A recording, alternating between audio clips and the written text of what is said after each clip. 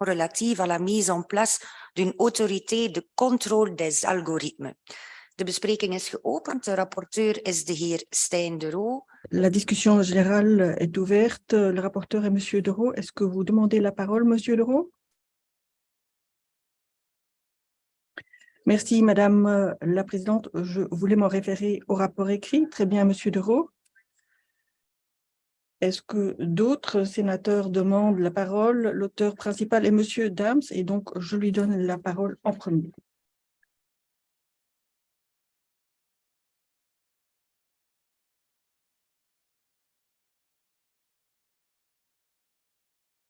Merci beaucoup, Madame la Présidente. Chers collègues, ceci n'est pas tout simplement une résolution avec des recommandations. Ici, il s'agit d'une matière qui, aujourd'hui, à chaque seconde, détermine notre vie au quotidien. L'intelligence artificielle, en effet, fait partie intégrante de notre vie quotidienne. Beaucoup d'instances planchent déjà dessus, comme le Conseil de l'Europe qui a rédigé plusieurs rapports à ce sujet. Donc, quand j'étais président de cette instance, j'ai lancé le débat.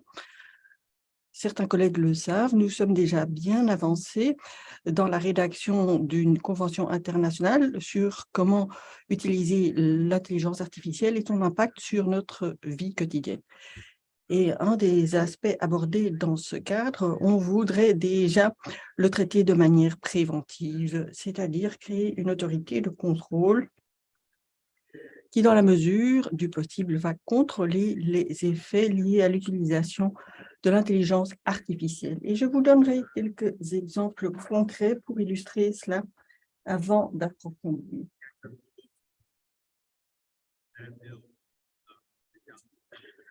Par exemple, je regarde souvent la télévision américaine pour être au courant de ce qui se passe là dans le domaine de l'intelligence artificielle. Je regarde CSN, LBC et Fox News, ce sont deux mondes différents. Si vous pensiez qu'il existait deux mondes en Belgique, la Flandre et la Wallonie, là, c'est encore beaucoup plus clair. Il y a quelques 3 jours, on avait interviewé Anderson Cooper. Si vous regardez parfois CNN, vous le connaissez. Et il a interviewé un professeur de Berkeley sur l'intelligence artificielle. Il a introduit l'interview et après, il dit, « Savez-vous, cher public, mon introduction a été écrite par ChatGDP. » Donc, un de ces outils tendance en matière d'intelligence artificielle, il me dit, j'ai cliqué dessus, j'ai introduit, Andrew Cooper va introduire le professeur et puis ce qui est sorti, c'est le texte avec tous les éléments nécessaires, l'intonation requise. Et alors, il avoue, j'aurais pu l'écrire moi-même, à l'exception d'un détail. Donc ça, c'est un exemple amusant et innocent. Mais c'est peut-être un sacrilège, ce que je vais dire maintenant. On pourrait aussi demander à ChatGDP, demandez-moi une introduction avec des arguments pour nier l'Holocauste. C'est possible, même s'il y a certains artifices qui permettent d'interdire cela. On pourrait aussi donc demander d'y consacrer une chanson. C'est grave? Non. Donc, c'est ce que fait l'intelligence artificielle aujourd'hui. Et après, si on place cette chanson sur Instagram, cela peut provoquer beaucoup de dégâts. Et donc, il faudrait une autorité de contrôle qui, de manière préventive et curative, intervienne de manière préventive pour l'éviter et puis, par après, de manière curative pour intervenir en cas de pépin. L'exemple peut paraître extrême, mais c'est véridique. L'algorithme est un outil arithmétique conçu par l'humain et qui, par après, permet à la machine, de manière autonome, sans intervention humaine, de continuer à se développer. Je vous donne encore un exemple idiot. Les experts culinaires dans la salle sont peut-être intéressés. Par exemple, le Stump aux carottes, ça aussi, c'est un algorithme. Donc, on épluche les pommes de terre, les carottes, on met l'eau à bouillir et puis l'algorithme vous donne les étapes et les ingrédients. Dans des termes d'intelligence artificielle, on pourrait l'améliorer encore et le robot pourrait ajouter de la noix de muscade. Il retrouvera cette information dans le cloud et il saura que ça permet d'améliorer le Stump. Et s'il pense que les gens aiment le chocolat, il ajoutera peut-être ça et ce sera moins bon. Si on part de cet exemple, pour étendre cela au niveau éthique, on sait ce qui pourra advenir avec l'intelligence artificielle.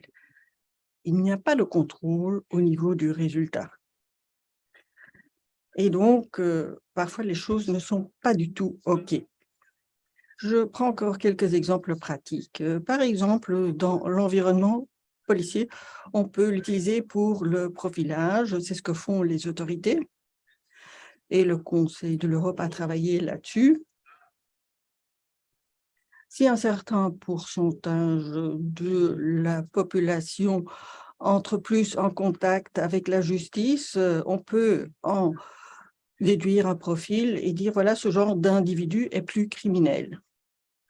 Mais là, on rentre dans la discrimination, une discrimination nocive, et je pourrais vous donner beaucoup d'exemples dans ce domaine. On peut encore aller un pas plus loin. Vous connaissez tous le deepfake.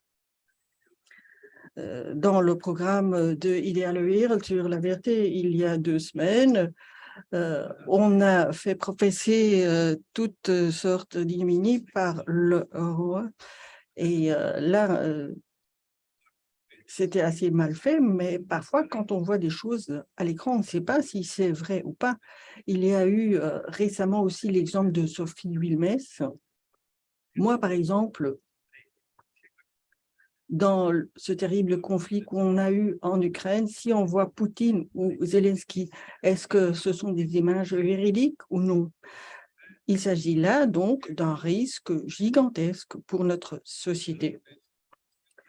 Moi-même, je suis active dans le monde des arts. Vous le savez, il y a plusieurs programmes. Le plus connu s'appelle DAL.I.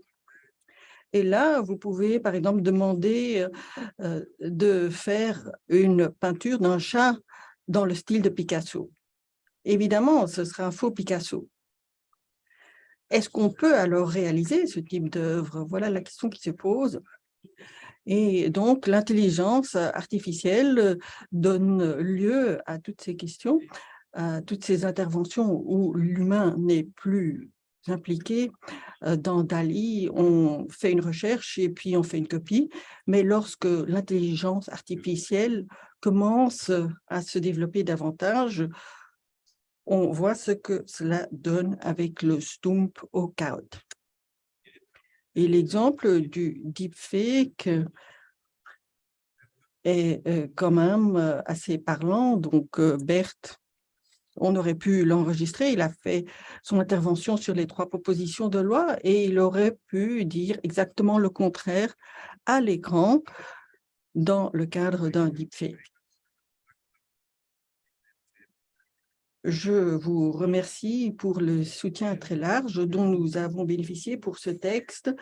Mais donc, tout cela explique que nous devons, de manière préventive, prendre des initiatives en la matière. Au niveau international, on planche sur une convention qui sera contraignante où on prévoit une autorité de contrôle. Si nous approuvons cette résolution et que nous la soumettons au gouvernement par après, je crois qu'ils pourront alors œuvrer à la mise en place d'une autorité de contrôle des algorithmes indépendante. J'ai déjà une expérience avec de telles autorités de contrôle, par exemple l'IBPT, autonome par rapport aux opérateurs. Donc, je crois qu'une telle autorité de contrôle indépendante est nécessaire en la matière. Ne fût-ce que pour éviter les préjugés et la discrimination et les stéréotypes de la part des autorités, pour éviter des situations comme aux Pays-Bas où, à cause de stéréotypes, des dizaines de milliers de personnes reçoivent une facture dans leur boîte aux lettres parce que l'intelligence artificielle avait pensé que c'était des fraudeurs. Et cela aussi pour éviter que les autorités deviennent une black box. En coopération avec l'autorité de protection des données, nous devons voir comment la big data pourrait réduire le droit à la vie privée, ce qui se fait aujourd'hui à chaque instant. Les autorités gardent des données dont elles n'ont pas besoin et cela risque d'entraîner des abus. J'établis une comparaison avec le secteur privé. Cela est également possible là. Je suis un libéral au sens classique du terme, donc le privé est sacré pour moi, mais il y a une ligne rouge, c'est-à-dire que les entreprises Big Data ne peuvent pas déterminer les normes éthiques, ce qui est bien le cas aujourd'hui. Google et autres vont déterminer les normes éthiques et morales, et cela pour leur plateforme où circulent des milliards de personnes, et même pour quelqu'un qui est bleu foncé comme moi, ça va trop loin. C'est le conseil d'administration de cette société qui décide des normes éthiques. Ça ne va pas parce que ça concerne tout le monde et donc il faut en décider dans un contexte démocratique. Je tiens beaucoup à cette proposition et je remercie tous les collègues qui ont participé à l'initiative. Si on approuve ce texte ici, on fait un pas en avant et on motive les pouvoirs publics pour créer ce genre d'autorité de contrôle. Merci. Meneer Dams. Merci, Monsieur Dams. Y a-t-il encore des personnes qui demandent la parole? Monsieur Demeu.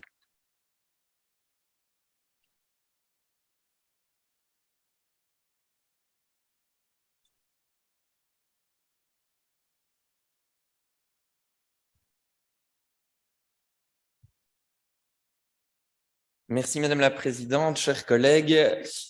On est toutes et tous confrontés à la transition numérique dans notre vie quotidienne, à un rythme qui est de plus en plus effréné, de plus en plus fulgurant. Et on vient de le citer, le récent logiciel ChatGPT d'intelligence artificielle démontre encore à quel point ces nouveautés numériques peuvent révolutionner la société du jour au lendemain, sans qu'on s'y attende et surtout sans qu'on y soit suffisamment préparé. Et si on ne s'arme pas correctement face à ces défis, c'est clair que les dangers sont bien réels.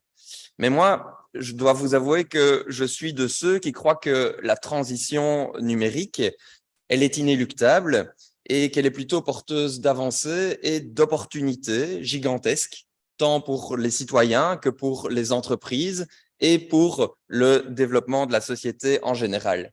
Mais à une condition, c'est qu'elle se développe au bénéfice de toutes et de tous, dans un environnement qui soit un environnement balisé, dans un environnement qui protège les utilisateurs des dangers qui sont inhérents au monde du numérique.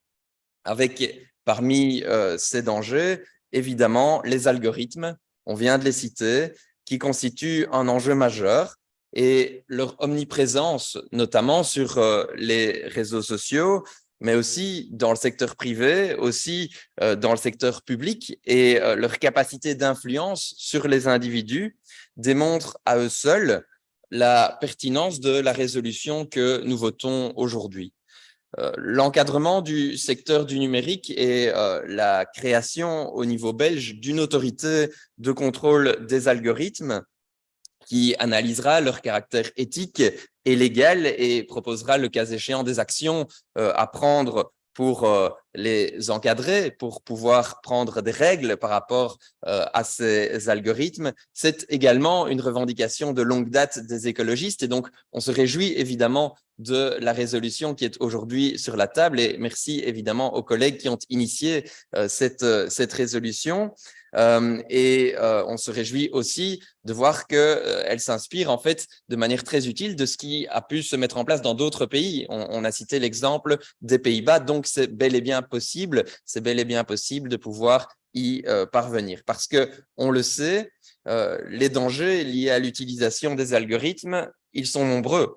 Je pense évidemment à leur utilisation sur les réseaux sociaux et à la manière dont ceux-ci deviennent, par exemple, des machines publicitaires extrêmement puissantes qui ont pour parfois unique objectif de nous catégoriser pour mieux nous cibler et nous vendre un tas de produits parfaitement destinés au public que nous sommes.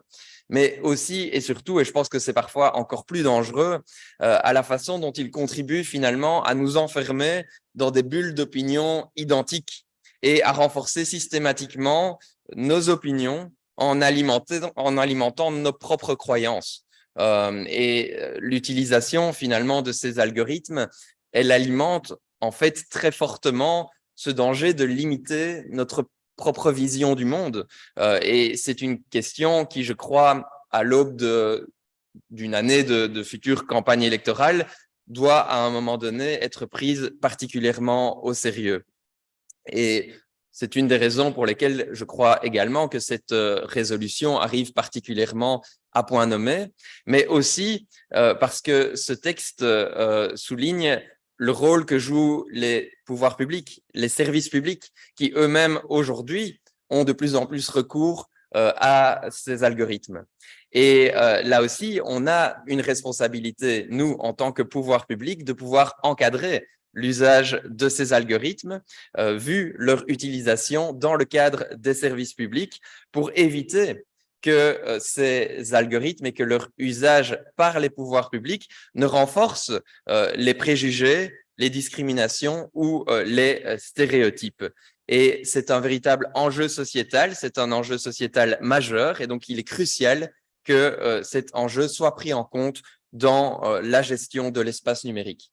Enfin, nous espérons que cette résolution, elle pourra ouvrir la porte à d'autres initiatives en matière d'encadrement de l'espace numérique.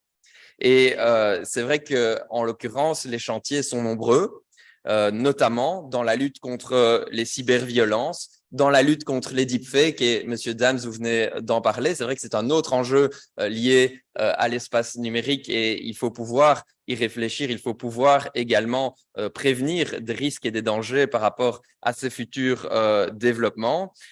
Aussi pour pouvoir encadrer l'intelligence artificielle, pour pouvoir aussi éduquer par rapport aux outils numériques et notamment aux enjeux de codage pour n'en citer qu'un. Mais donc cette résolution, elle montre la voie, je pense, en la matière et espérons que ce ne soit qu'un début. Je vous remercie. Merci, Monsieur De Meuze. Mevrouw Van der Meer. Madame Van der Meers.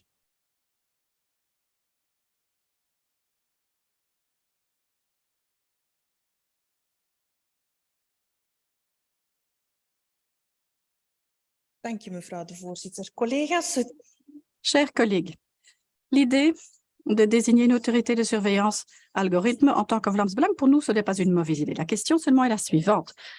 Dans quel but et quelle serait la mission, les missions de cette autorité? Si le but est que cette autorité apporte plus de transparence dans les algorithmes qui sont appliqués et de créer une transparence en la matière, là, bien évidemment, nous pouvons complètement marquer notre soutien. L'opinion publique, les utilisateurs ont le droit de prendre connaissance de cela pour voir si certains groupes ou positions sont lésés ou avantagés et si la libre expression, liberté d'expression donc, est quelque chose qui est respecté ou non et dans quel sens. Ceci à lui seul offrirait une grande plus-value dans le fait de contrer la censure sur les médias sociaux qui existent déjà, hélas, maintenant. Mais ici, hélas, il ne s'agit pas de cela ou non seulement de cela. Ce n'est pas la seule intention de ce qui est précisé dans cette proposition de résolution.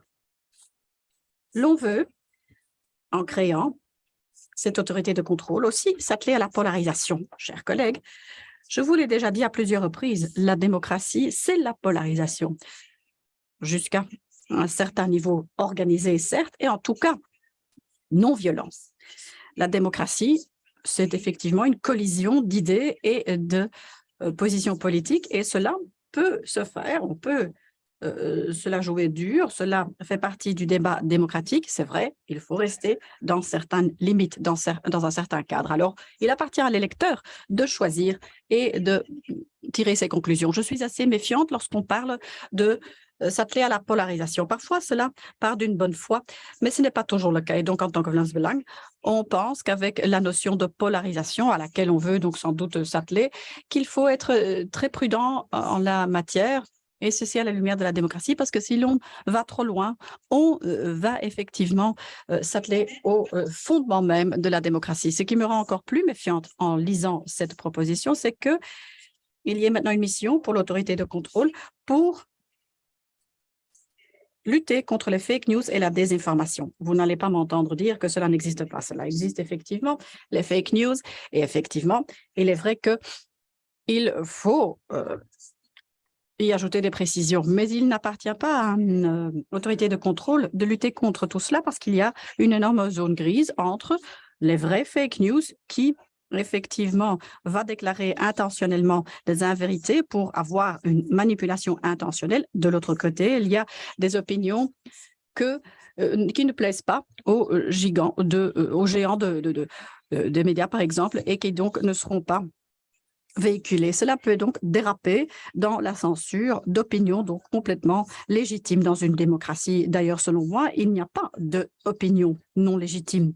À moins qu'il y ait des actes à la violence, cela ne va absolument pas, mais bon, ceci n'est pas vraiment une opinion non plus. Alors, si donc on veut s'atteler aux fake news, pour moi, je vois surtout un rôle dans l'éducation de nos citoyens, pour devenir plus sages au niveau de l'utilisation des médias, pour que leur esprit critique soit aiguisé, pour que les citoyens réfléchissent eux-mêmes aux choses qui leur sont offertes. La proposition de résolution en tant que telle, effectivement, met en garde pour ceci, je cite, pour des dangers de profilation donc ethnique. Si ceci d'emblée est un résultat non souhaité, l'algorithme ne peut quand même pas être objectif. Si les algorithmes mènent à une conclusion politique qui est incorrecte, cela ne doit pas être affaibli ou tué pour des raisons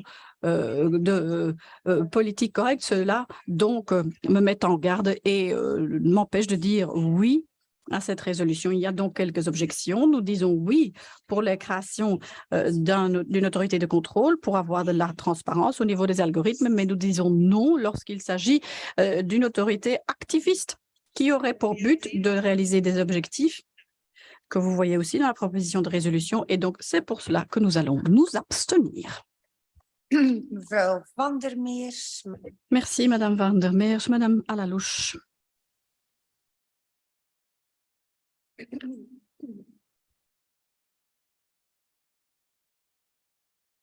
Merci, Madame la Présidente.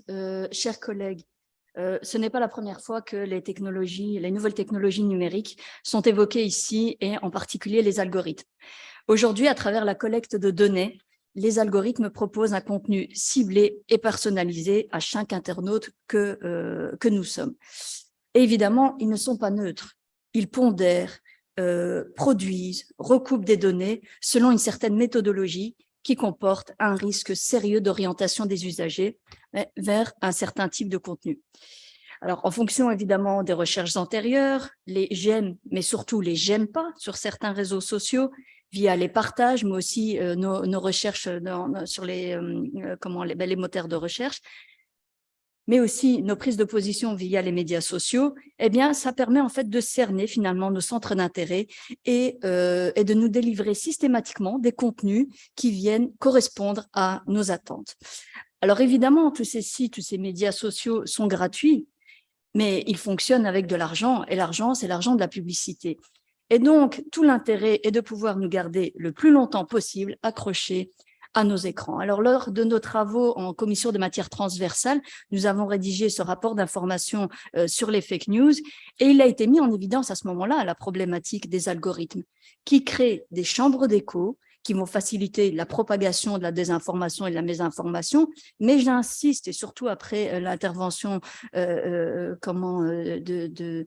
Madame du Vlaams-Belang, sur la polarisation des positions, qui n'est pour moi pas une qualité de la démocratie quand on voit comment c'est utilisé sur les réseaux sociaux. Et je vais développer. On parle d'un risque de dérapage. Est-ce que sincèrement, on n'y est pas déjà? Mais vraiment, on dit que finalement, il faut laisser les lecteurs choisir. Mais choisir à partir de quoi, vu qu'on lui impose le contenu? Il y a une chambre d'écho qui vient et qui répète systématiquement les opinions qui viennent correspondre à nos attentes.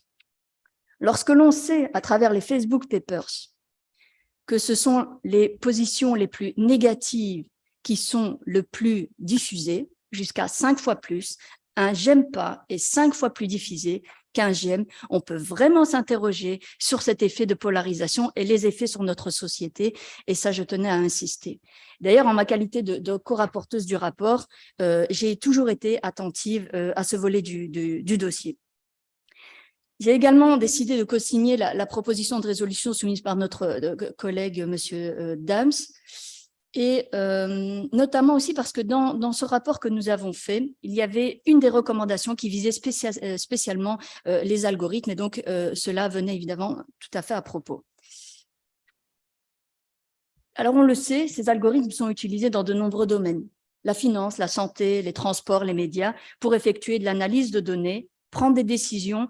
Et là où ça pose encore particulièrement problème, il me semble, ici dans le contenu du texte aujourd'hui, c'est dans l'analyse donc de données pour effectuer des prévisions. C'est partout, dans nos achats, les déplacements, j'en ai parlé, donc dans le secteur privé, mais également dans le secteur public, avec un succès plus ou moins variable. Et donc, ça vient nourrir, en fait, les décisions politiques qui peuvent être prises. Or, ce que montre l'utilisation jusqu'à aujourd'hui, c'est que ça peut favoriser des stéréotypes et la discrimination. Et c'est notamment un des éléments contre lesquels souhaite lutter cette proposition de résolution. On peut citer quelques exemples, M. Dams en a cité ici aussi quelques-uns. Ça pourrait discriminer quelqu'un pour une recherche d'emploi en fonction de son lieu de résidence, son genre, son origine. On peut aussi parler de la police prédictive, qui a fait beaucoup de dégâts. Elle peut conduire en fait à stigmatiser tout un groupe de population sur base finalement d'observations aléatoires qui ont été réorganisées par un algorithme. Alors, nos vies sont évidemment de plus en plus influencées, régies par des algorithmes, en fait, toute une partie invisible. Et c'est vraiment là que je voulais insister dans mon intervention sur la polarisation en disant il faut laisser le citoyen prendre les décisions qu'il souhaite et laissons-lui toute la liberté. Oui, mais qu'est-ce qu'on lui donne comme moyen pour pouvoir décider en toute conscience? Aujourd'hui, ces conditions ne sont pas du tout réunies. J'ai adhéré aux objectifs de cette proposition de résolution car il s'inspire aussi d'exemples étrangers qui nous permettent de mettre le doigt sur des choses qui dysfonctionnent et qui pourraient gravement porter atteinte à notre démocratie.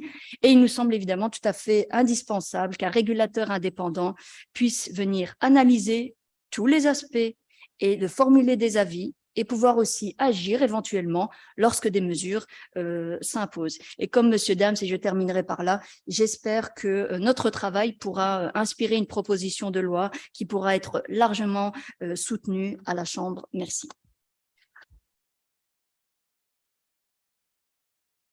Merci, Madame Aralouche. À la parole est Monsieur Fréchès.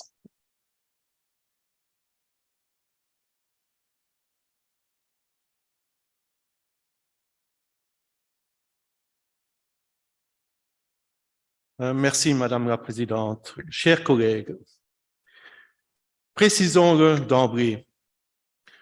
Après avoir co-signé sans difficulté la proposition de résolution relative à la mise en place d'une autorité de contrôle des algorithmes, nous approuverons sans réserve ce texte dans quelques minutes lorsqu'il sera soumis au vote de notre Assemblée. Il convient de rappeler que, par définition, un algorithme est la description d'une suite d'étapes permettant d'obtenir un résultat à partir d'éléments fournis en entrée. Sous la forme d'un logiciel, les algorithmes permettent de combiner diverses informations pour produire une grande variété de résultats. La problématique des algorithmes est fondamentale. Omniprésents dans nos vies, les algorithmes représentent de nombreux avantages, je ne peux pas le nier, mais aussi un tas d'inconvénients et non des moindres. Les deux illustrations mentionnées dans la proposition de résolution le démontrent. Pensons par exemple aux algorithmes utilisés dans certains hôpitaux des États-Unis qui amènent ceux-ci à discriminer les personnes de couleur, ou encore à la predictive policing des Pays-Bas qui avait le même effet néfaste. Comment également ne pas s'inquiéter des biais produits par les réseaux sociaux? En tentant de garder l'internaute, ils tendent à lui proposer des contenus qu'il apprécie, resserrant toujours plus le spectre de ce à quoi il aura droit. Les réseaux sociaux deviennent du même coup de véritables bulles de filtre ou chambres d'écho, pour reprendre les expressions consacrées. On conçoit facilement, mes chers collègues, les conséquences que cela suppose lorsqu'il s'agit, par exemple, d'un site de vente en ligne où les articles mis en avant seront supposés correspondre aux préférences habituelles de l'acheteur. Mais que penser quand de tels algorithmes influencent la manière de s'informer sur le monde, sur l'actualité, sur la politique et sur tant d'autres choses? À force de ne recevoir que des contenus qu'on apprécie, avec lesquels on est d'accord, on se trouve rapidement aux prises avec une information déformée, incomplète et sans nuance. Il en va de même avec les opinions politiques. À moins d'avoir réussi à garder un esprit critique et curieux. Cette prédominance de ces algorithmes et de leurs travers potentiels, lorsqu'ils sont alimentés par les stéréotypes et préjugés, représentent clairement un double danger. Pour le droit à l'information et pour la viabilité de nos démocraties, mes chers collègues.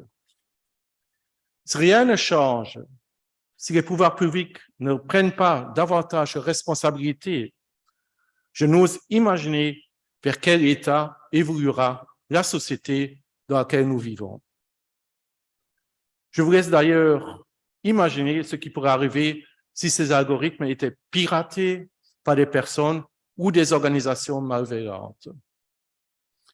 Mesdames les sénatrices, Messieurs les sénateurs, pour toutes ces raisons, mettre en place une autorité de contrôle des algorithmes indépendante est à nos yeux primordial. Et nous nous réjouissons que le secrétaire d'État à la digitalisation partage pleinement cette ambition. Outre la création d'une telle structure, il nous semble également important et nécessaire de davantage former et informer nos concitoyens, jeunes ou moins jeunes. Il convient que tout un chacun soit bien conscient des modes de fonctionnement liés à l'Internet et ce, qu'il soit ou non passé au crible d'une autorité de contrôle. Je vous remercie de votre attention. Merci, M. Fleches, meneer Dro.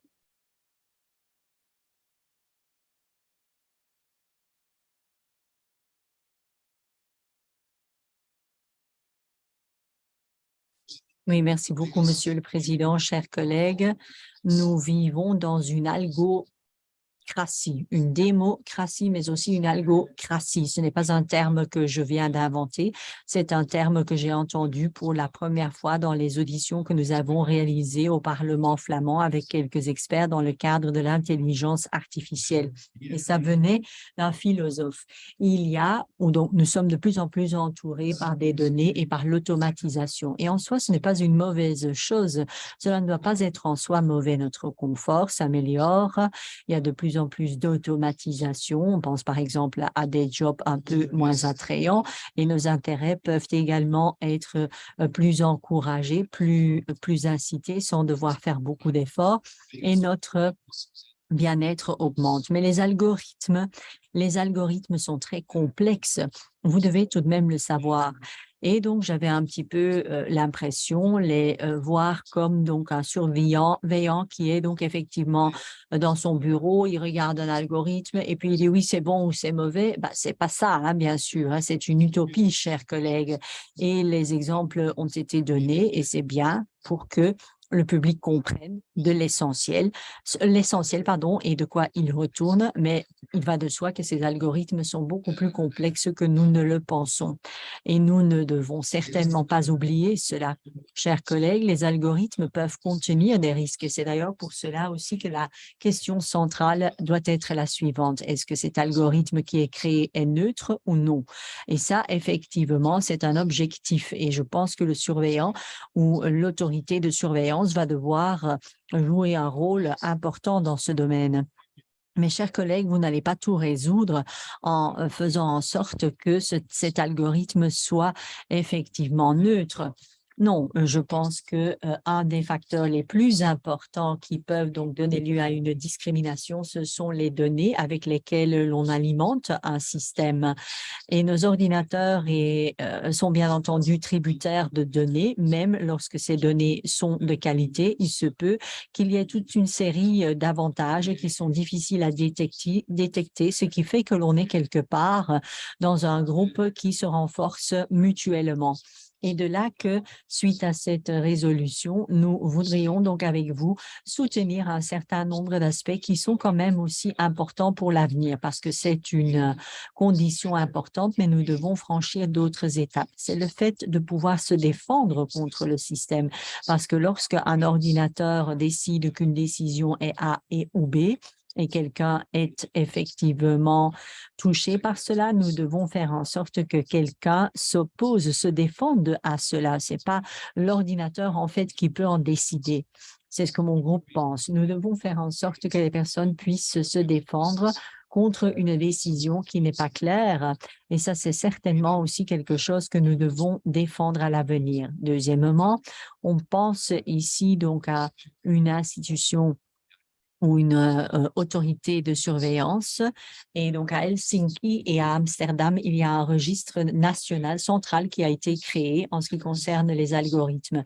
Et les informations techniques sont verrouillées et sont encryptées et ça peut être très intéressant effectivement pour éviter ces boucles de feedback et nous avons déjà voté cette résolution en Flandre, on est en train de vérifier cela, mais à d'autres niveaux, à tous les niveaux, il est intéressant de savoir comment nous pouvons confectionner un tel registre central et donc effectivement l'autorité donc peut à ce moment-là compléter le cas échéant. Chers collègues, donc cette autorité de surveillance, c'est très valable de le dire et il y a donc un certain nombre de recommandations que nous avons soutenues en la matière. Lorsque nous allons au-delà et lorsque nous regardons notre niveau central, notre niveau de l'État fédéré et lorsque l'on regarde donc le cadre européen, nous le savons, c'est important.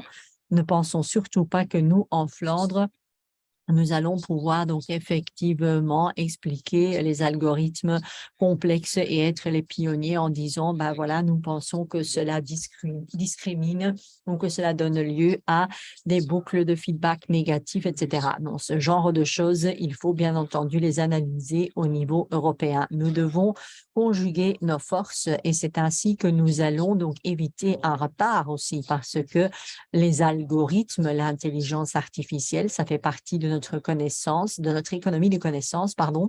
Et lorsque nous n'intervenons pas, nous allons mettre sous pression notre position de concurrence ou notre position concurrentielle. Nous ne devons pas rater le coche.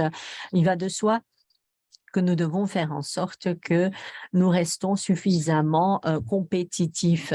Et donc, il va de soi que les explications ne peuvent pas être un facteur détermination pour la productivité et le bien-être économique, la providence économique. Nous devons également faire en sorte que le consommateur ignorant soit plus critique. Il est responsable aussi, il doit se poser la question de savoir s'il veut ou non s'insérer dans ce système, les informations dans les médias sociaux, etc. Pourquoi est-ce qu'on me donne ce genre d'informations? Est-ce nécessaire? Est-ce qu'il faut faire ça? La capacité de ce citoyen doit être augmentée aussi pour pouvoir donc avoir cet esprit critique vis-à-vis de la technologie. Nous devons prendre des engagements, nous devons défendre des principes éthiques qui sont mis en exergue par l'Europe, entre autres, une liste de 7 principes éthiques à suivre pour la technologie. Et c'est ainsi que nous pouvons développer un cadre juridique afin de pouvoir canaliser la technologie dans une direction qui est socialement défendable. Merci beaucoup.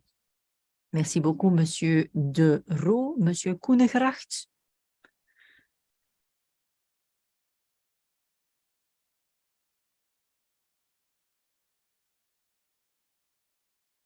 C'est moi, mais je n'ai pas demandé la parole. Ah, d'accord. Très bien.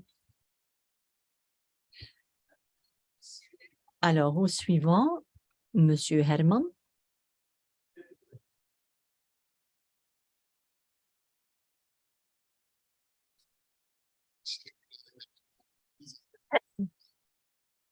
Secteur privé, mais aussi dans le secteur public. Il ne s'agit pas seulement de s'y opposer par principe, mais nous devons être conscients des risques d'une telle technologie. Alors, on rejoint l'auteur de la proposition sur le fait que ces algorithmes peuvent effectivement mener à des discriminations. Il ne faut pas regarder bien loin pour s'en rendre compte. On a l'exemple des Pays-Bas. Le fisc néerlandais avait recours à des algorithmes pour définir les profils à risque des personnes souhaitant bénéficier d'allocations familiales, et les critères de ces algorithmes incluait le fait d'avoir un nom à consonance étrangère ou la double nationalité. On était alors considérés comme des fraudeurs potentiels et on avait devoir de rembourser ces allocations familiales, imaginez-vous. Donc de nombreuses familles se sont retrouvées sur le carreau. Elles ont parfois perdu leur emploi, leur logement. 1000 enfants ont été retirés à leurs parents et confiés à la garde de l'État suite à ces accusations. Le gouvernement a démissionné d'ailleurs suite à ce scandale. Alors cet exemple nous montre que les algorithmes ne sont pas neutres, ils sont programmés pour des humains qui travaillent avec un certain cadre politique et idéologique. Dans ce cas-ci, c'est le racisme institutionnel existant dans une partie de l'administration qui a déteint sur l'algorithme. Alors chez nous aussi, on utilise ce type de système. L'État belge profile déjà des travailleurs, notamment au moyen du système OASIS, un système utilisé depuis 2005 pour traquer la fraude sociale. Cette base de données n'est créée ni par une loi, ni par un arrêté royal. Elle échappe totalement à toute forme de démocratie ou de contrôle. Il y a un vrai manque de transparence, selon nous, à ce niveau. Alors, on accueille donc cette proposition, bien sûr, de façon favorable, même si on se pose la question de savoir s'il est nécessaire de créer une nouvelle autorité pour contrôler les algorithmes. Nous avons déjà l'autorité de protection des données qui est compétente pour tous les traitements de données dans notre pays, en ce compris les algorithmes qui sont des traitements de données, et qu'on pourrait plutôt renforcer avec de nouveaux moyens cette organisation pour remplir cette mission. Alors, je regrette aussi que cette proposition, dans ses demandes, parle quasi exclusivement de l'utilisation des algorithmes par les pouvoirs publics, alors que le privé n'est évidemment pas en reste à ce niveau-là. Les algorithmes utilisés par le public sont d'ailleurs souvent développés par des entreprises privées. Il n'y a donc pas vraiment de séparation entre ces domaines que la résolution ne le laisse entendre. Alors, tous les points que vous citez pour le public sont aussi valables pour le privé. Par exemple, au point 3, éviter par l'intermédiaire de l'autorité de contrôle des algorithmes qu'en utilisant leurs propres algorithmes, les pouvoirs publics ne favorisent les préjugés. C'est valable aussi pour le privé. Même chose pour le point 4, éviter que les algorithmes utilisés par les pouvoirs publics ne deviennent une boîte noire. Nous soutiendrons donc cette proposition parce qu'elle va quand même dans le bon sens, malgré ces quelques réserves. Je vous remercie. Merci, Monsieur Herman, Monsieur Antoine.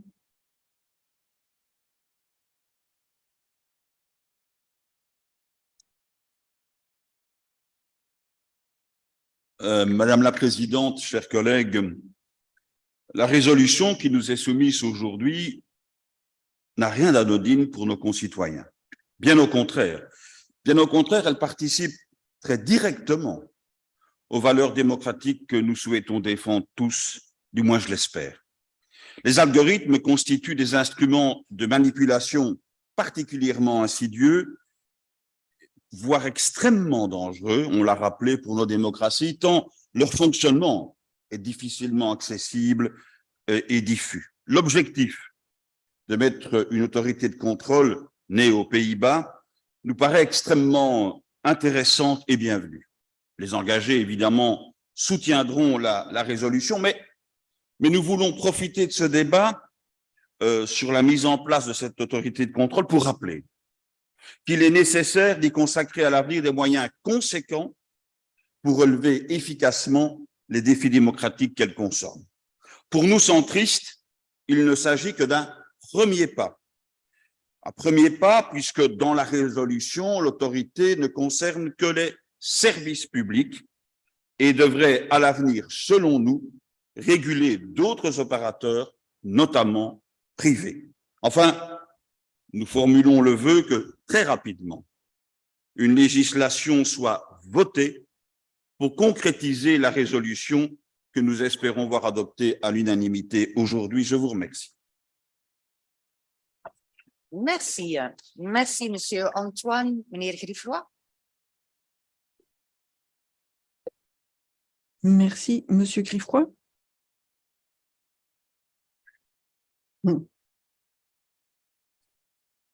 Aujourd'hui, nous votons un texte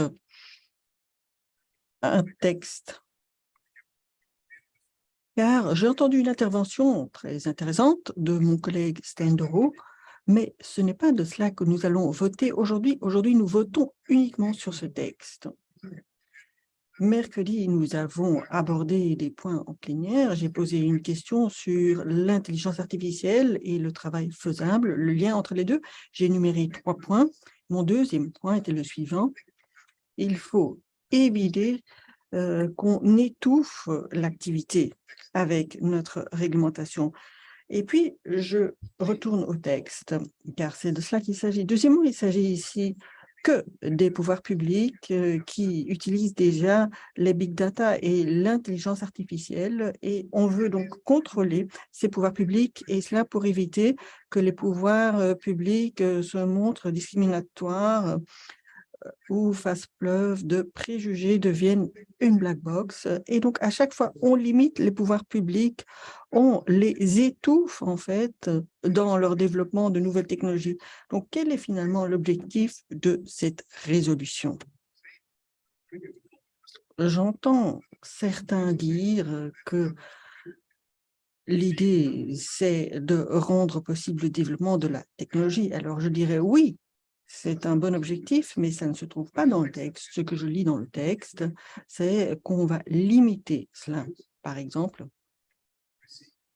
la police, qui a déjà arrêté plusieurs projets pilotes, et donc il y a déjà un contrôle qui se fait en interne. Et là, on ne va pas se prononcer sur le caractère positif ou non de la technologie. On constate seulement qu'il n'y a, par exemple, pas de cadre légal. Et donc, il faut d'abord voir s'il y a un cadre légal avant de parler d'une autorité de contrôle. En d'autres termes, nous avons l'impression qu'il s'agit ici d'une approche unilatérale et négative face aux algorithmes. C'est vrai, il y a pas mal de problèmes avec les fake news, surtout en ce qui concerne les grands médias sociaux, mais est-ce que cela signifie qu'il faut l'appliquer uniquement au pouvoir public, au niveau fédéral et au niveau flamand, où nous travaillons sur le coffre numérique, et au niveau fédéral, il y a d'autres initiatives. Le secrétaire d'État Mathieu Michel travaille sur la stratégie Smart Nation et une stratégie en matière d'intelligence artificielle. Madame de Sutter travaille sur un plan d'action et l'utilisation de l'intelligence artificielle par les fédérations, les autorités fédérales. Monsieur Van Petegem travaille sur l'AI et les conteneurs suspects. En concertation avec l'SP Finance, Monsieur Dermagne travaille sur la mobilité et la cybersécurité et l'AI. Et maintenant, on ajoute encore une couche. D'abord, il y a donc cette autorité de contrôle et puis on s'en réfère aux Pays-Bas. Alors, voyons comment les choses se sont passées là-bas, à titre d'information. Là, on a créé un nouveau département au sein de leur autorité de contrôle de la vie privée. Donc, ce n'est pas une instance indépendante, un autre budget. On a simplement déplacé du personnel. Donc, on pourrait dire, nous, on a déjà cette agence de protection des données et on ajoute là un département pour voir comment inventariser les algorithmes.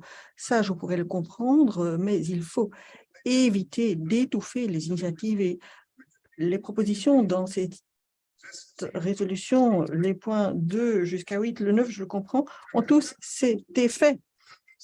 Et là, on va prendre du retard. On dit il faut d'abord prévoir si les conditions générales sont respectées. Après seulement, on pourra développer la technologie. Mais d'ici là, les trafiquants auront trouvé d'autres stratagèmes et donc on n'aura pas la technologie en matière d'IA qui permet aux gens de travailler avec des robots ou des exosquelettes.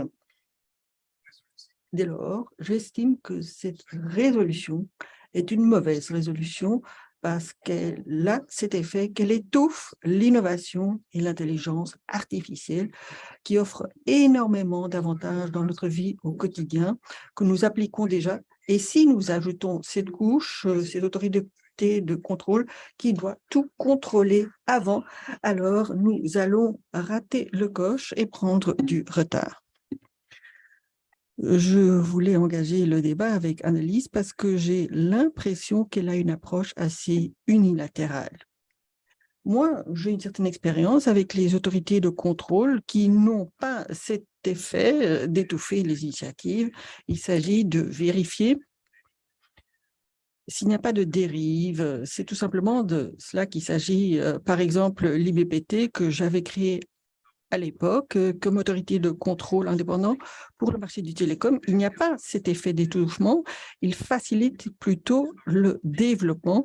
C'est plutôt le monde politique qui étouffe. Je vous cite l'exemple de Bruxelles qui discute toujours de la 5G, ce qui fait qu'il n'y a pas l'accès à ces technologies importantes. Donc là, c'est le monde politique qui étouffe. Donc, je comprends votre angle d'approche, Andries.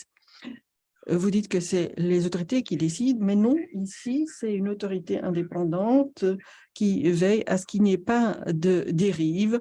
On n'empêche pas le développement et l'innovation. Il n'y a pas d'autorité qui dit il faut un permis avant de lancer la technologie. Non. Ici, il s'agit d'éviter les abus délibérés en matière de vie privée, mais ceci ne concerne pas uniquement la vie privée. La vie privée intervient, mais ici, on surveille aussi si les normes éthiques et autres sont respectées. Par exemple, en matière de profilage, ce n'est pas parce que un certain groupe de la population est plus présent dans les statistiques de criminalité que tous ceux qui appartiennent à ce groupe sont des criminels. Donc, ça s'est exprimé de manière très crue comment l'algorithme est utilisé par la police. Donc, vous avez une couleur pour laquelle il y a plus de criminalité. Et donc, dans mes contrôles, je vais d'abord me concentrer sur vous. Moi, je trouve que ça ne va pas. Et donc, c'est ça que fait cette autorité de contrôle. Elle évite ce genre de dérive. Et c'est un exemple très concret qu'on peut étendre à de nombreux domaines. Et donc, ça, c'est un exemple très classique. Deuxièmement, vous avez fait référence aux Pays-Bas. À partir de ces algorithmes déviants, on a à un certain moment un groupe de la population qui est considéré comme un groupe qui fraude et qui a reçu ces factures. L'autorité de contrôle pourra éviter ce genre de dérive, mais pas l'envoi des courriers. Donc, nous partageons cette sensibilité. Je crois l'autorité ne peut pas étouffer l'initiative, mais doit veiller à ce que ce qui est développé ne nuit pas la société. Et donc ça, c'était une préoccupation en matière d'intelligence artificielle. Nous avons tous conscience des belles opportunités offertes par l'IA, mais il ne faut pas être aveugle aux effets négatifs que nous connaissons tous. Et aujourd'hui, il n'y a pas d'autorité de contrôle. Aux Pays-Bas, ça a été lancé au mois de janvier. Alors, pourquoi est-ce que nous devons toujours arriver en retard? Moi, j'ai lancé cette initiative il y a 3 ans au niveau du Conseil de l'Europe. Nous avons tout examiné dans le détail et maintenant, on prépare une convention internationale sur l'IA qui tient compte de ces éléments. Un des principaux éléments, c'est la création de préférences au niveau international, mais probablement également au niveau national, d'une entité qui surveille les dérives. Donc, ça n'a rien à voir avec l'étouffement. Non, il faut une approche préventive pour éviter qu'on se retrouve dans un monde où on ne maîtrise plus la situation. Et honnêtement, malheureusement, nous sommes déjà en partie arrivés dans ce monde-là. Donc, je comprends votre approche, mais je crois que vous avez tort. Je crois que c'est une certaine interprétation qui ne se justifie pas, Andriis, et je crois que nous devons prendre les devants. Et ces opportunités positives créées par l'IA ne doivent pas être annulées par les effets négatifs qui se font déjà réalité. Merci beaucoup, Monsieur Dams. Monsieur Griffon. Chers collègues, Monsieur Dams, je voudrais répondre brièvement. Donc, j'ai d'abord expliqué la finalité de cette autorité de contrôle, donc le développement technologique ou limiter ce développement. En fait, vous confirmez ce que je viens de dire, vous allez limiter cela. Et je lis le texte. Parce qu'on votera le texte et non pas les interventions. Et là, il y a un manque d'écart. Parce que dans les interventions, il y a eu des éléments positifs, l'approche positive de l'IA et de l'entrepreneuriat qui est lié. Mais ça n'apparaît pas dans le texte. Donc, il n'y a pas de chapitre où on dit de manière générale, c'est positif, mais il y a aussi des éléments auxquels il faut être attentif. Vous dites que les Pays-Bas ont pris les devants, mais eux lancent tout simplement une évaluation dans le budget existant et avec le personnel et les instances existantes. Le contrôle pour un entrepreneur actif dans ce secteur ou qui veut l'utiliser, donc pas nécessairement la développer, mais l'utiliser, lorsqu'il sait qu'il peut y avoir un contrôle sévère, il n'osera plus prendre l'initiative parce qu'il croit que ça va se retourner contre lui. Donc, il n'y a pas d'approche positive dans ce texte. Et on va voter le texte et non pas votre intervention. Merci, Monsieur Griffois. Monsieur Dams, très brièvement, pour une réplique. Le contrôle, qui est pour vous un contrôle sur le développement des outils en matière d'IA, ce n'est pas ce que je lis dans le texte, c'est un contrôle sur l'algorithme et non pas sur l'outil ou sur son développement, sur la technologie. Non, c'est un contrôle sur l'algorithme qui sera utilisé pour rendre cet outil opérationnel. Si je suis un entrepreneur privé, et je suis content de son existence pour éviter un dérivé de mon outil qui me fera perdre mon investissement. Et donc, voilà ce que je tenais encore à expliciter et j'espère que les collègues de la NVA me soutiendront. Je crois que plus personne ne demande la parole. Début du vote. De volgende keer een beetje minder liedjes mogen. Begin van de stemming.